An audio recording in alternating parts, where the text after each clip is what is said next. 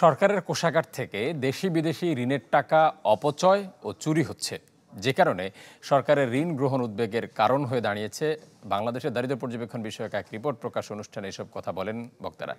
এ সময় অর্থনীতিবিদ ডক্টর কাজী খলিকুজ্জামান আহমদ বলেন, আশঙ্কাজনক হারে বৈষম্য বাড়ার আসল কারণ অনিয়ম, দুর্নীতি। ধনীদের বড় অংশ কর দেয় না, যে কারণে তলানিতে দেশের কর জিডিপি রেশিও। জানান, চড়া মূল্যস্ফীতিতে সবচেয়ে কষ্টে আছে দারিদ্র্য সীমার উপরে থাকা স্বল্প আয়ের মানুষগুলো। সাবেক পরিকল্পনামন্ত্রী এম এ মান্নান বলেন, অবৈধ পথে ধনী হওয়া ব্যক্তিরাই বৈষম্য বাড়াচ্ছে। দেশে যথেষ্ট সম্পদ রয়েছে, প্রয়োজন শুধু সুষম বন্টন নিশ্চিত করা। ঋণ করার পরে সেটা যে ব্যয় করা হয় সেটা সঠিকভাবে ব্যয় করা হয় না। যেখানে ব্যয় করার কথা সেখানে হয় না, যেখানে ব্যয় করার কথা সেখানেও অপচয় হয় প্রচুর। তারপরে আমাদের চুরির একটা ব্যাপার তো আছেই। সেজন্যে আমরা স্বস্তির জায়গায় থেকেও স্বস্তির জায়গায় নয়, আমরা আয় করে তো এগুলো ফেরত দেবো।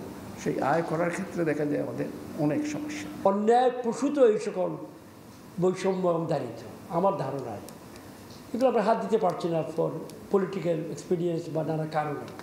আমি এর একজন উপকারভোগী, এখান থেকে তো পারছি না।